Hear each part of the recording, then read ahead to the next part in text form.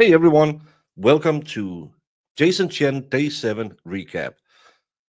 The Jason Chen case was the man who was accused of stabulating his girlfriend 60 times, leaving her in a suitcase next to Suck Creek Road. Day 6 was all that the defense would put on as a defense. Jason chose not to testify himself. They brought in witnesses on day 6 that implied that they've heard something, that the mom might be lying a little bit. But other than that, they really didn't put on a defense. So I was a little bit interested in seeing how day 7 would go, because the story was she came at me with a bottle. I had to do it. So a kind of a self-defense. But there's only two people in the apartment, and one can't talk and the other one won't talk. So defense rested at the start of day 7.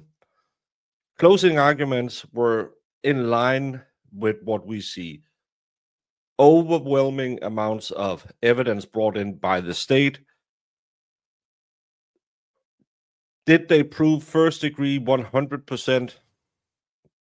I would say you could probably argue it's a little thin to prove the premeditated part of it. But if you're relying on the amounts of stabulations, the positions of the stabulations, the cover up after, I would be fine with a first degree. Defense put on they didn't prove first degree, so please do him for manslaughter. And that was kind of their closing arguments was, yeah, he's a bad guy, but just be nice to him. And it wasn't a very convincing defense close, in my opinion. Again, it's opinion, it's not facts. But the jury found him guilty. Believe it took them a very short time to find him guilty in first degree red rum of Jasmine Pace. So now the next thing that's up is the sentencing. It's a potential life in prison.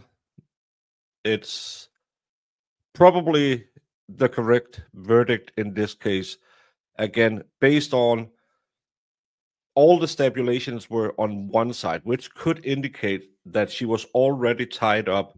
Remember, she was found tied up with shackles in the suitcase and laying on one side, and then he was just unaliving her.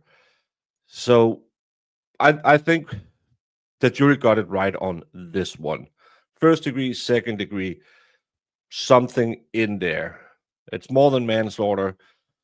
I haven't followed it 100%. I've read the recaps, I've read the articles, but I think I would probably have gone with first degree as well. So, potential life in prison for stabulating a young 22-year-old girl. He met at Bumble. They talked a little bit, didn't really connect to each other. Then he, out of the blue, started texting her again. They started dating. And a short time after, she ended up in a suitcase near a Suck Creek River in Tennessee. So again, this is the hard part about being a trial channel. We talk a lot about people who are not here anymore, but sadly, a young life ended way too soon. But it seems like some form of justice will be paid by Jason Chen.